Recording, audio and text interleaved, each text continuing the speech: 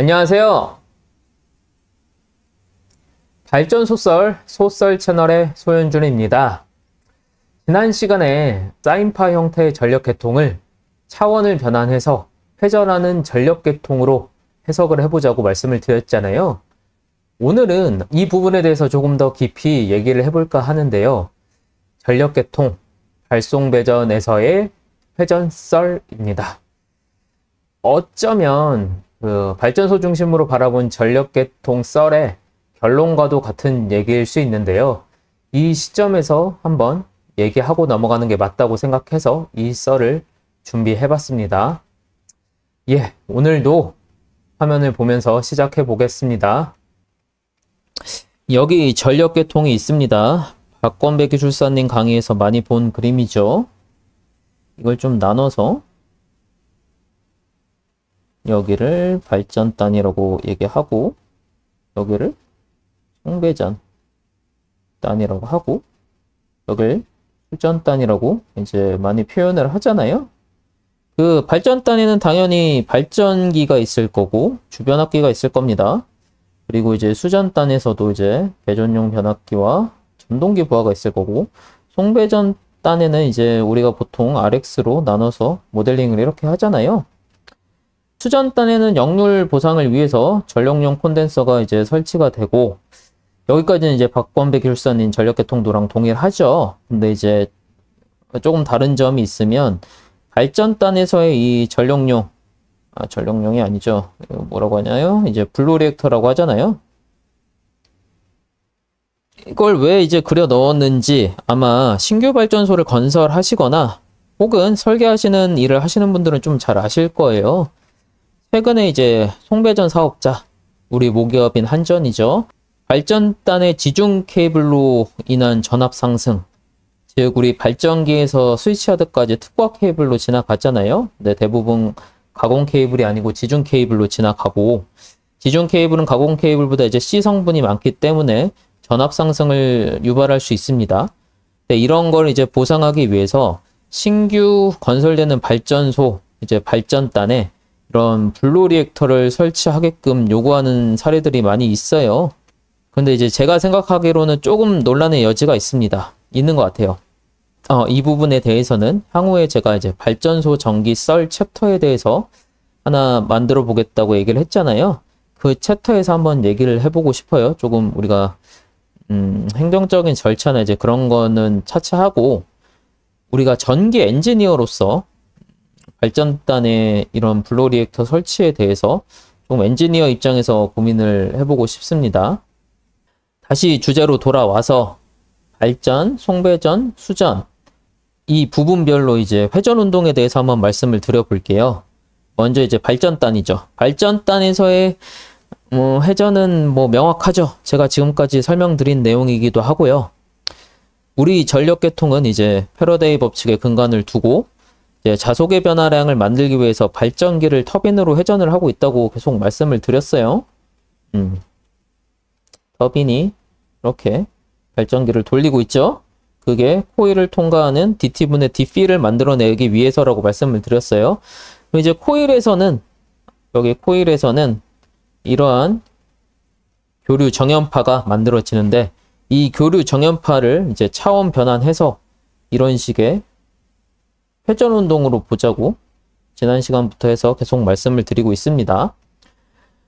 이런 그림으로 사실 보는 게 우리가 생소하진 않아요. 왜냐하면 우리는 이미 페이저란 그 도구를 이용해서 이런 식으로 해석을 하고 있었어요.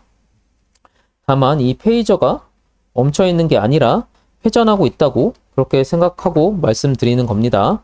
이러한 회전하는 전압과 회전 전류가 발전단에서 생성하고 이제 송전단을 따라서 이제 수전단까지 넘어가죠.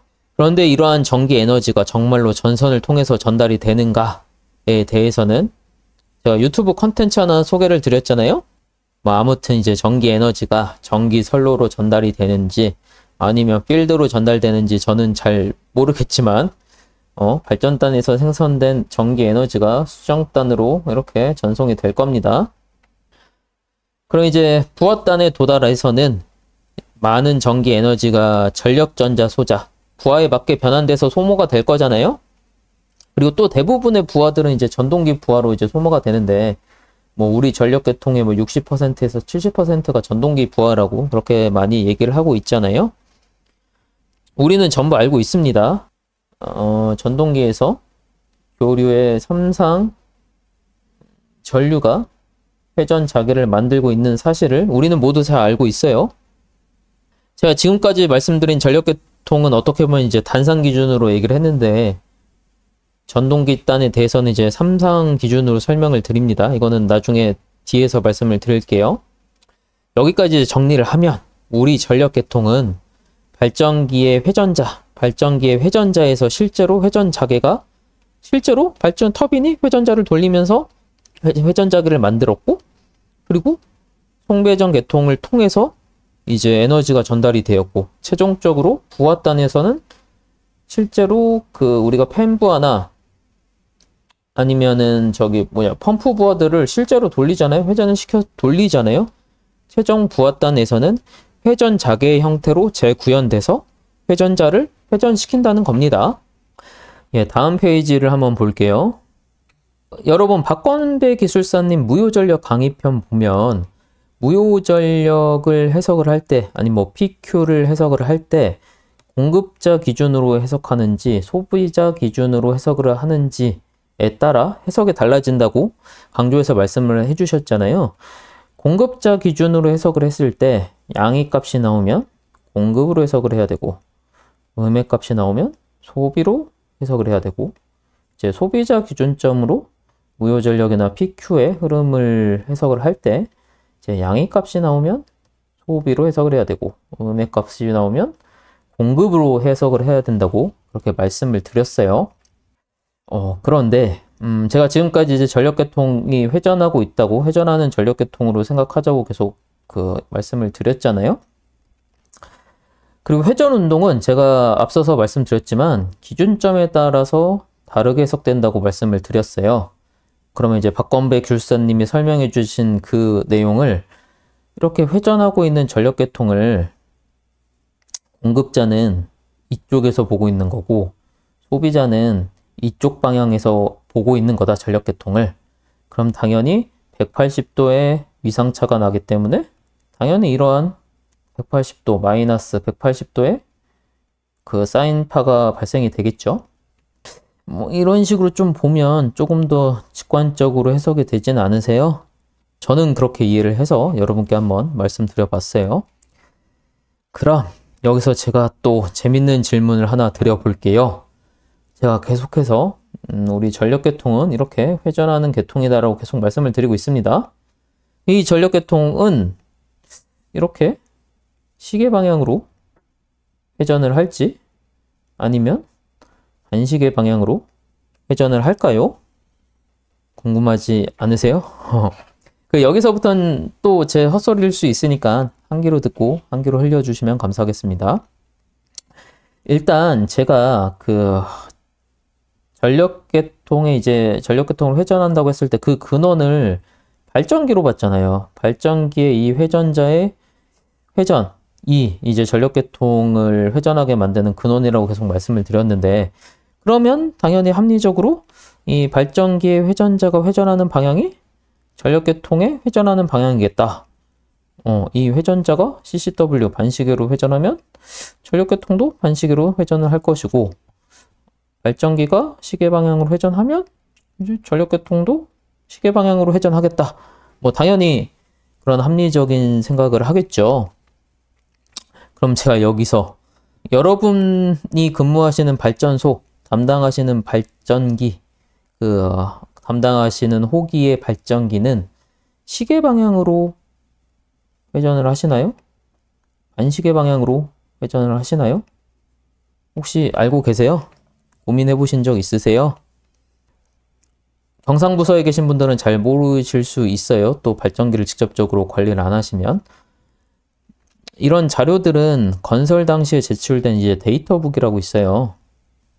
건설 시에 주기기사에서 이런 데이터북을 의무적으로 이제 제출하도록 되어 있습니다. 이 데이터북 찾아보시면 발전기가 뭐 CW로 시계 방향으로 회전하는지 CCW로 회전하는지 확인해 볼 수 있어요. 출근해서 한번 찾아보세요. 그러면 이제 제가 지금 근무하고 있는 발전소 기준으로 말씀을 드릴게요. 제가 근무하고 있는 발전소는 복합 발전입니다. GT가 있고 ST가 있다는 얘기예요. 그런데 이제 회전 방향을 볼 때는 터빈엔드로 보는지 아니면 우리가 전동기의 회전 방향을 얘기할 때 드라이브 엔드 D 방향 아니면 난 드라이브 엔드로 해가지고 그렇게 구분을 하잖아요. 이렇게 발전기가 있으면 여기가 전동기가 있으면 드라이브 엔드, 여기를 이제 NDE 난 드라이브 엔드로 이렇게 구분을 하잖아요. 회전 방향을 얘기할 때 이런 기준점도 중요합니다. 이제 제가 말씀드리는 건 터빈 엔드 기준으로 이제 발전기가 이렇게 있으면 여기 터빈 엔드 기준으로 발전기를 바라봤을 때 가스 터빈은 반시계 방향 CCW로 회전을 하고 ST는 CW로 회전을 하고 있습니다. GT는 반시계 방향, ST는 시계 방향으로 회전을 하고 있다는 얘기죠. 반대로 회전을 하고 있다는 겁니다. 여러분 이 얘기에 혹시 어떤 생각이 드세요? 아니, 우리나라 전력계통이 하나인데 어떻게 발전기의 회전 방향이 다르냐? 라고 이제 그 반론을 제시하는 분들이 분명 계실 것 같아요. 그리고 또 우리는 발전소에서 근무하는 이제 전기 엔지니어잖아요. 우리가 제일 많이 보는 거, 발전기를 계통에 병입을 할 때, 여기 차단기를 투입을 해서 계통 병입을 할 때, 그 계통 병입의 3요소로 이제 보통 알고 있잖아요. 이거 우리 너무 잘 알죠. 다른 사람들보다. 전압, 주파수, 그리고 상회전 방향이 같아야 계통 병입을 할 수 있다. 우리 이제 OH 끝나고 계통 병입이 가장 큰 이슈이기 때문에 이거에 대해서는 정말 누구보다도 경험이 많고 뭐 상방향이 안 맞았든지 아니면 주파수가 안 맞아서 계통 병입을 못 해보신 그런 감독님들도 많으실 거라고 저는 생각을 하고 있어요. 그럼 여기서 상회전 방향이 다른데 어떻게 계통 병입이 되냐? 그러면 아까 전에 GT는 CCW로 회전하고 ST는 CW로 회전한다는 게 말이 안 되지 않냐? 회전 방향이 같아야지 라고 이제 생각을 하실 수 있잖아요.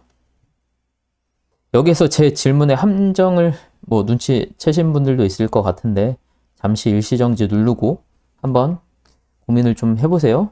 그럼 이해가 쉽게 한번 쓰면서 설명드려 보겠습니다. 이걸 절반으로 나눠서 한쪽은 이제 시계 방향으로 회전한다고 하고 반대쪽은 반시계 방향으로 회전을 한다고 하겠어요. 그리고 이제 맨 처음에 한 것처럼 이런 끝에 자석이 붙어 있는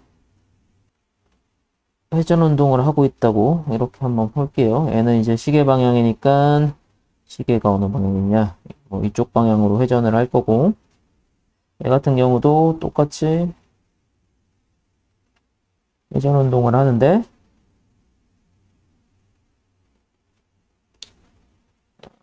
똑같이 회전 운동을 하는데 얘는 이제 반시계 방향으로 운동한다고 볼게요. 그리고 이걸 바라보는 코일의 위치는 오른쪽 편으로 동일하고 이쪽으로 바라보겠다는 얘기죠. 그리고 똑같이 시작점이 여기서 이제 시작을 한다고 볼게요. 시계 방향으로 돌고 있는 이 코일을 기준으로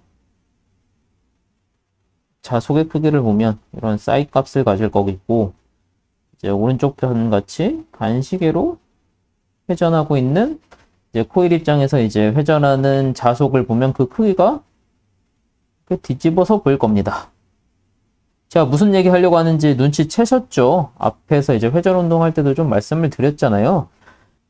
만약에 이제 계통이 이렇게 회전 방향으로 돌고 있다. 돌고 있는 상황에서 그러면 이걸 계통이라고 하고 전력 계통이라고 하고 오른쪽 편을 발전기라고 보면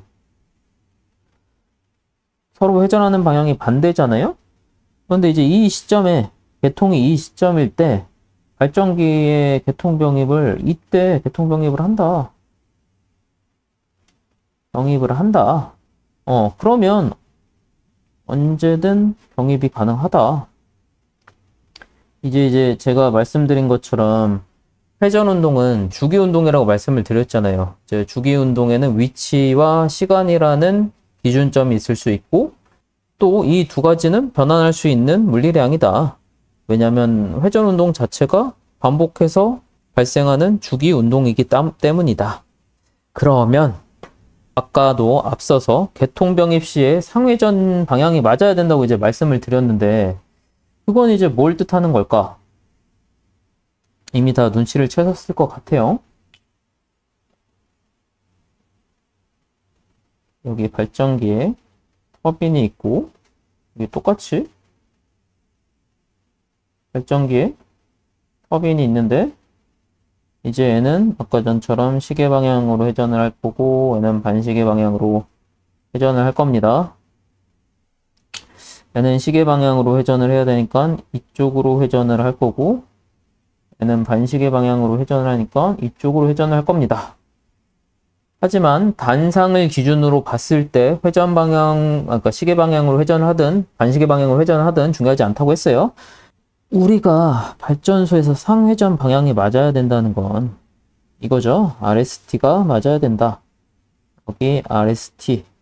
그래서 회전 방향으로 보면 RST, RST 이렇게 지나갔잖아요. 그럼 이제 반시계 방향으로 가야 되는 경우에는 여기가 R이 있으면 여기 ST가 돼야 된다. 그래서 이 역시 회전했을 때 RST, RST 이런 상회전 방향이 맞아야 된다는 뜻이었죠.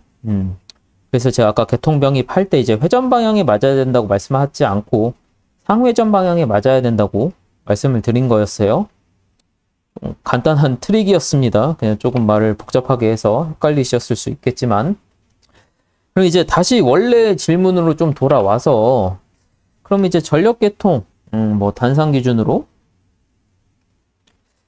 전력계통에서 회전 방향이 어떻게 되냐 이제 한상 기준으로 얘기를 하는 겁니다. 한상 기준으로 봤을 때 회전 방향은 어떻게 되겠냐 결론은 앞서서 말씀드렸습니다. 시계 방향이 될 수도 있고 반시계 방향이 될 수도 있다. 저희 발전소의 GT가 반시계 방향을 돌고 ST가 시계 방향으로 도는 것처럼 회전 방향은 중요하지 않다. 여기 이제 코일이 있죠. 코일 이제 단상 기준으로 보겠다는 얘기입니다.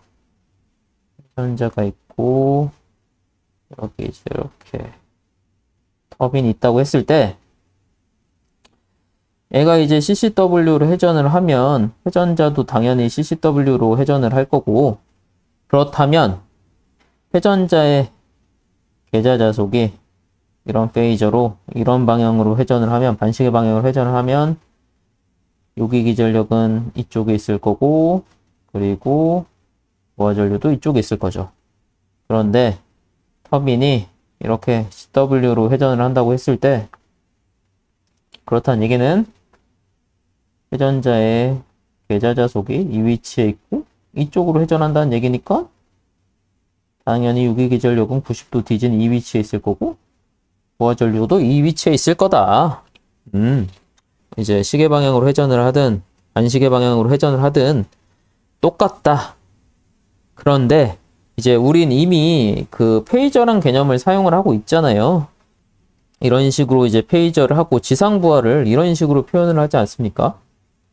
이런 식으로 표현을 하니까 회전자도 반시계로 돌고 그리고 전력 계통도 반시계로 돌고 있다고 그렇게 생각을 하자. 이건 제 기준입니다. 여기까지만 설명을 하겠습니다. 다음으로 넘어가시죠. 예, 여기서부터는 이제 구간별로 조금 상세히 더 얘기를 해보겠습니다. 이것도 조금 그려가면서 해볼게요. 오늘 앞에서부터 계속 그린 그림이지만 한 번 더 그려보겠습니다. 이렇게 발전기가 있고 여기 이제 코일이 있죠. 그리고 이 발전기의 회전자는 당연히 이렇게 터빈에 연결이 될 거고, 또 이거 조금 더 얘기해보면 터빈은 조속기를 통해서 회전 속도를 검출을 할 거고요. 그리고 조속기는 우리 스팀 밸브잖아요. 메인 스팀 밸브 아니면은 컨트롤 밸브를 통해서 증기를 이렇게 공급을 합니다. 박범배 기술사님이 발전기를 뭐라고 정의하자고 말씀을 했죠? 에너지 변환 장치라고 생각하자고 했죠. 그럼 발전기를 뭘 에너지를 변환하는 장치인가요? 열 에너지를 회전하는, 죄송합니다. 회전하는 자기 에너지. 그리고 이걸 전기 에너지로 변환해주는 장치라고 얘기를 했죠. 이 회전 에너지를 만드는 게 터빈이죠. 그리고 터빈은 P를 공급을 하는 거고요. 자기 에너지를 공급하는 게 여작이죠. 그리고 Q를 공급을 합니다. 그냥 조금 여담으로 여기 우리 터빈의 이제 회전 에너지를 그러면 어떻게 만드냐요? 보일러에서 만들죠. 보일러에서 열 에너지를 이제 터빈을 회전 에너지로 이제 변환을 시키는 건데, 이거 그냥 조금 여담으로 얘기를 하는 겁니다. 우리 석탄 화력.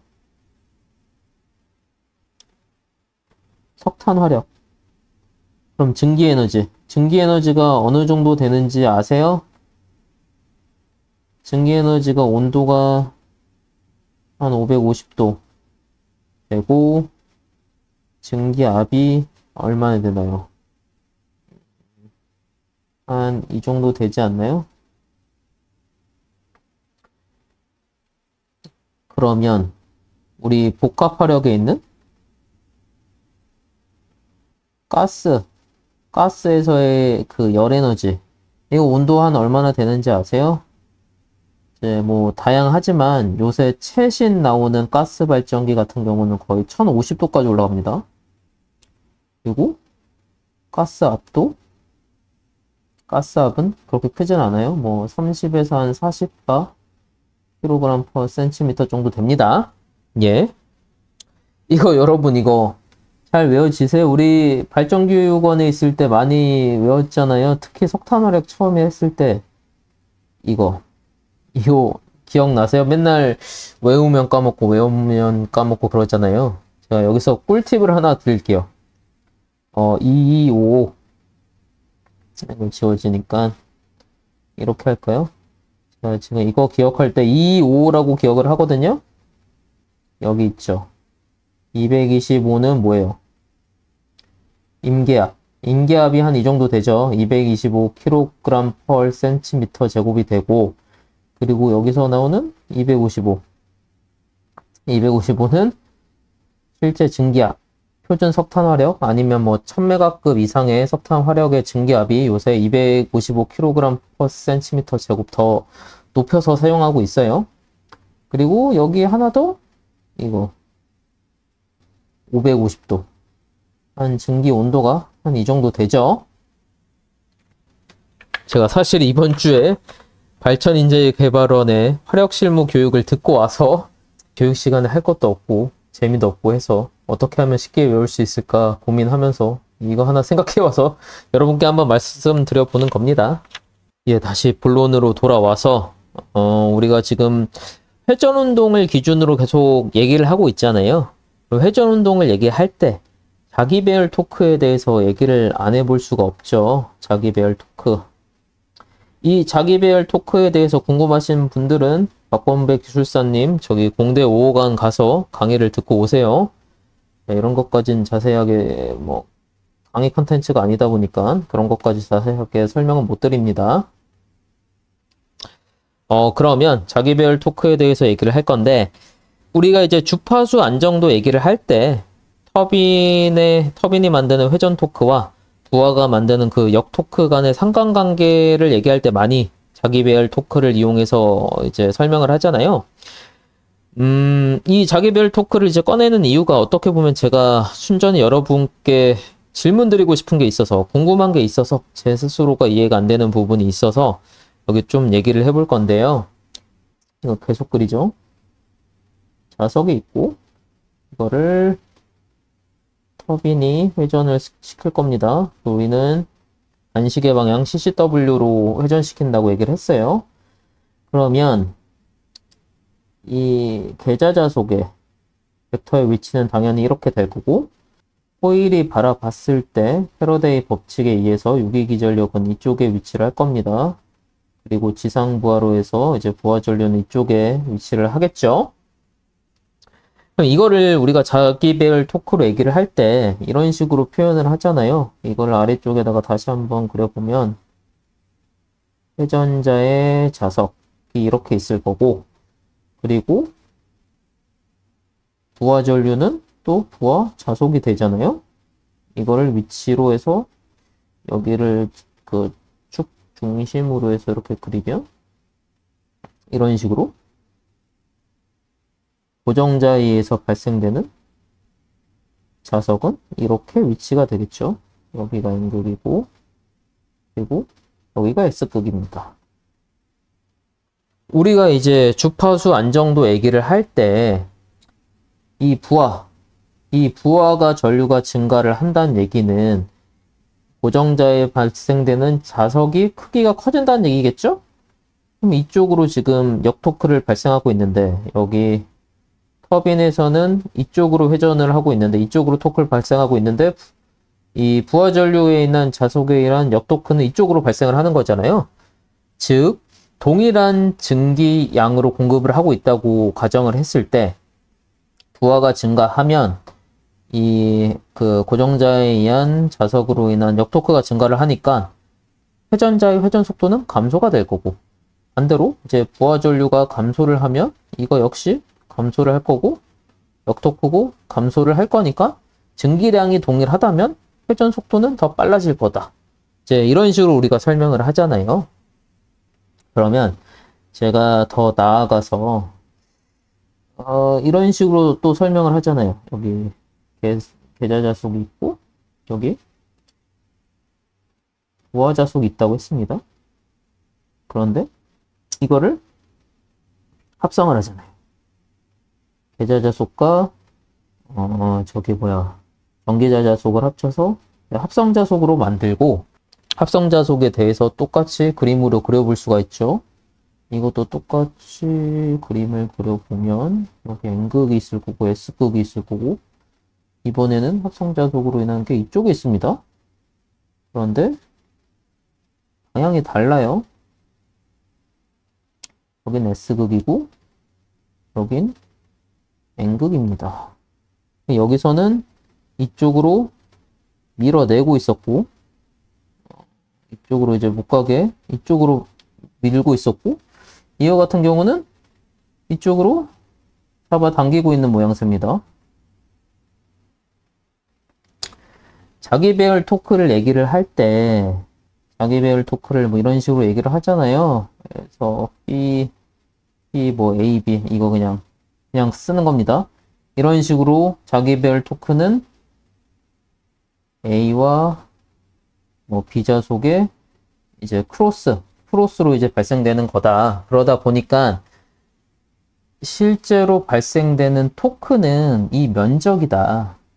즉 여기서 발생되는 토크는 이 정도인데, 합성자속에 의한 벡터 토크도 이런 쪽으로 이렇게 되니까 두 개의 면적이 같다.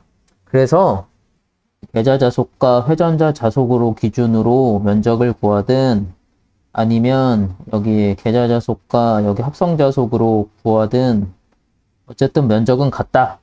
그리고 이 관점으로 얘기를 했을 때도 아까 전에 이제 주파수 안정도 얘기를 할 때 부하 전류가 증가를 해서 이쪽 자석이 증가를 해서 역토크가 증가를 해서 회전이 감소한다.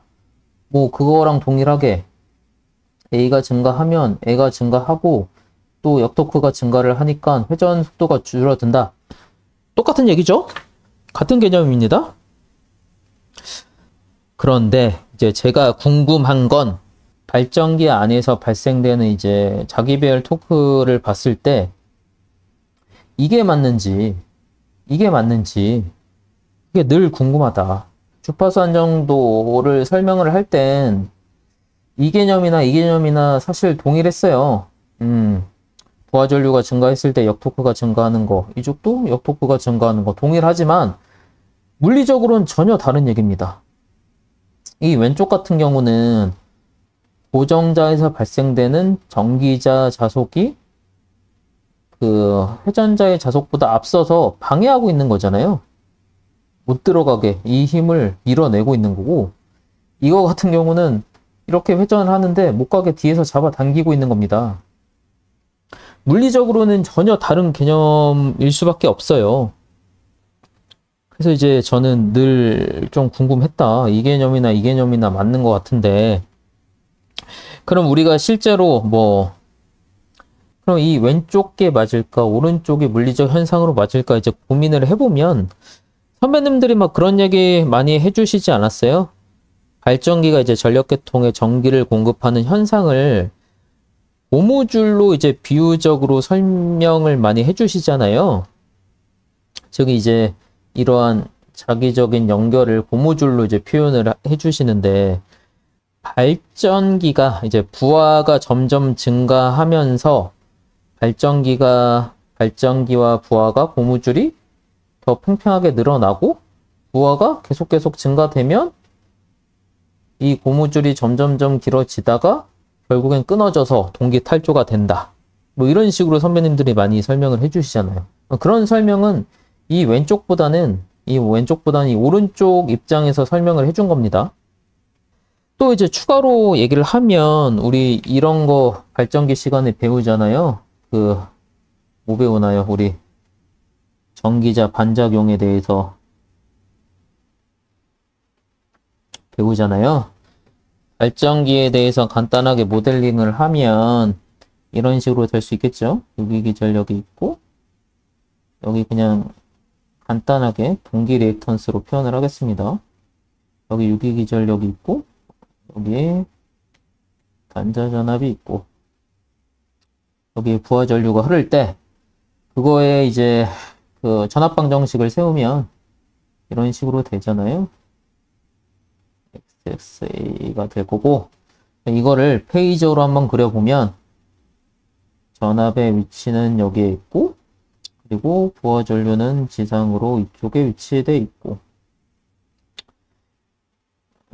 지금 저항을 우리가 그리진 않았으니까 바로 90도 위치로 이만큼의 전압 강화가 있고, 그리고 여기에 유기기전력이 생기잖아요.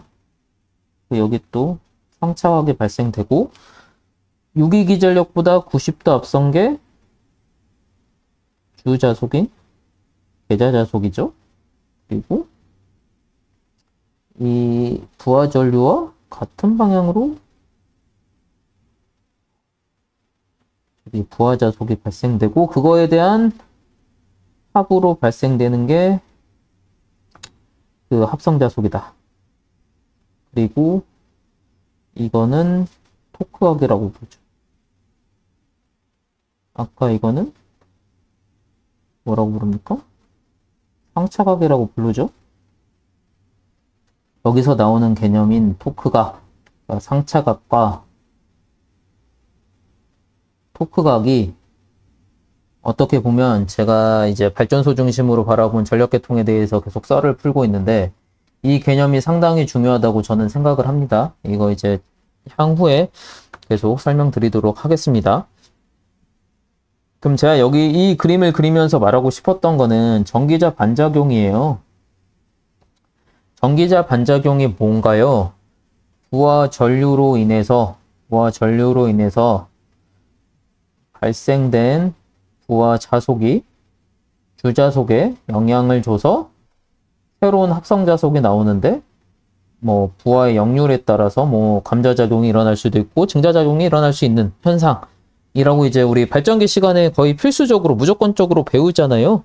그리고 제가 생각했을 때 이 합성한다는 것 자체가 다시 앞에 그림으로 돌아오면 이 얘기보다는 당연히 이쪽 얘기가 맞는 것 같아요. 그러니까 이 주자속을 전기자 자속이랑 합쳐져서 발생되는 게 전기자 반작용 현상이라고 했으니까.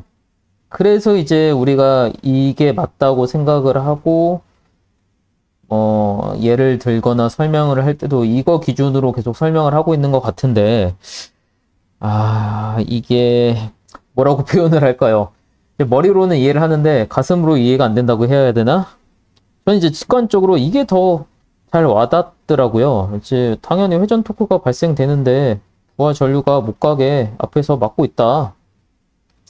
이 관점이 그냥 더 쉬워서 그런 건지 아니면 직관적으로 그냥 감각적으로 이게 더 맞다는 생각이 계속 드는데, 혹시 이 부분에 대해서 명확하게 알고 있다, 아니면 제가 앞서 쭉 이제 나열한 이론 중에서 뭐 설명 중에서 뭐 틀린 점이 있다, 논리적인 허점이 있다, 이거 뭐 명확하게 이해하신 분이 있으면 꼭 댓글로 남겨주시기 바랍니다. 이건 제가 정말로 개인적으로 궁금한데 해답을 못 얻어서 여러분께 부탁을 하는 겁니다. 영상이 너무 길어져서 여기서 한번 끊고 가겠습니다.